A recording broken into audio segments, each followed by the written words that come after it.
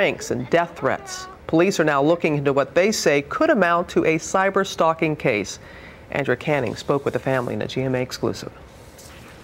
My life, okay? Jessi Slaughter's jaw-dropping YouTube videos are so controversial. You know what? I'll pop a Glock in your mouth and make a brain slushy. They've made her the victim of death threats at just 11 years old. You know what? To say that you guys have ruined my life. No, I would never think it would got to this point. Now speaking only to GMA with her parents, Jean and Diane, it's the first time the 7th grader has been out in public since her videos ignited a firestorm. I will post some in the bar.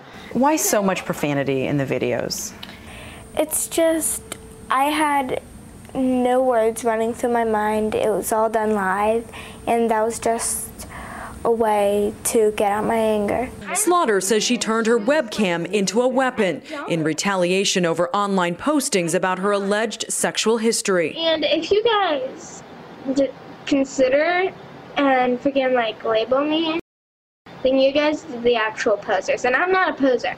Not helping matters, her father joined in with a tirade of his own. This is from her father. You bunch of lying, no good punks. And I know who it's coming from because I back traced it. As a father, I was just trying to support my daughter and get people to stop hating. Their retaliation, now seen by more than 1 million viewers, only made the taunting worse, taking cyberbullying to a whole new level. When this first started, we were very afraid. I've been getting a lot of death threats. Online people accused me of molesting my daughter. Slaughter says she was sent to a mental health facility after the authorities believed she might be suicidal. She says she isn't, but can see how a tween could be pushed over the edge. I think that it's completely wrong that people would taunt somebody to some degree that they would actually kill themselves over it. And that's actually completely wrong, and whoever is doing it should be locked away for a really long time over it. Now Jessi Slaughter, which is actually her screen name, is about to enter counseling. But these viral videos may just end up haunting her forever. For Good Morning America, Andrea Canning, ABC News, Palm Coast, Florida. And again, she was using her screen name, not her real name. Joining us now to talk about what parents and families can do to deal with extreme cyberbullying, we have our internet security expert, Perry Aftap, joining us from, looks like you're in San Francisco this morning. Good to see you, Perry. And family therapist. I am always good to see you too. Great. And family therapist Terry Real is here with us in the studio. Where do we begin? Oh man, what a case. What a case. It's just amazing. And Perry, I know that you have spent a lot of time looking into this, but this just seems so out of control. Well, I run StopCyberbullying.org, as you know, Robin, and the internet safety charity Wired Safety. And a lot of kids are frustrated, and their parents are frustrated, so they don't know what to do. And sometimes you get things like this. But when you do this, you're the next cyberbully. So what we need to do is teach parents what to do and teach kids what to do when it happens. Well, let's teach parents right now what to do, because you saw her father, this little 11-year-old's father, on video too, screaming. His daughter is crying. Tell us the proper way to respond to cyberbullying. Absolutely. Stop, block, and tell. You teach your kids to stop and not answer back, not reply, not post anything online. To block the person or the message and to tell a trusted adult. Then the adults have to be trustworthy. And we teach them both, adults and kids, to take 5. Put down the mouse for 5 minutes and do something that will help you regain balance and perspective. At some point, we need to have an adult in charge. Yeah, we do. Well, Terry, I know you're sitting over here just wanting to weigh in. Yeah, I mean, this is about violence breeding violence. You know, the whole culture of kids, and I know it's been said before, but rap music, the way she speaks about putting a Glock in somebody's mouth, it's about retaliation breeding retaliation on all sides, but the whole thing just gets so blown up because of the internet.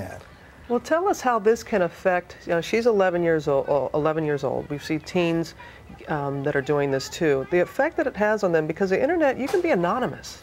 That's the point. Go after people. You know, it's a double-edged sword, because the victim has no privacy and the bully can be anonymous. So it blows up on both sides. You have kids posting things on Facebook that they shouldn't be posting. And then you have thousands of people responding. Just the sheer weight of the number is a trauma to the kid. We heard at the end of Andrea's piece that this young girl is going to get some counseling, which is good to hear. What advice do you have for her and her parents? Well, first of all, prevention is worth a pound of cure. There are programs to mind what your kid is watching. Take a look at the kid's history on the computer. Talk to your child about it. As was said, there's always unplugging the thing and putting it down, but help your kid not get involved with this thing to begin with. Talk to them and supervise. Yeah, as Perry was saying, let's get a responsible adult involved in this. And Perry, this young girl was using a site that I wasn't even familiar with, Stickum or something like that. But you said it's not, it's not so much the site you're saying the parents should be concerned about. It's not. Stickum is not terribly popular. It never gained ground. So it's not the site. It's what the kids are doing on it. Right. And at 11, she's not allowed to use any of those sites if you read the terms of service. This didn't happen on Facebook. And Facebook has a really good watch on these things.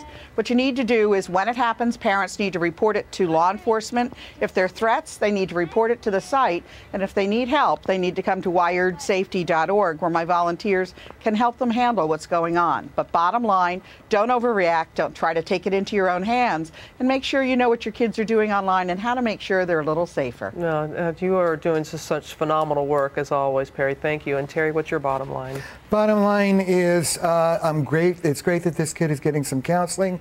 It's great that the parents are supporting her.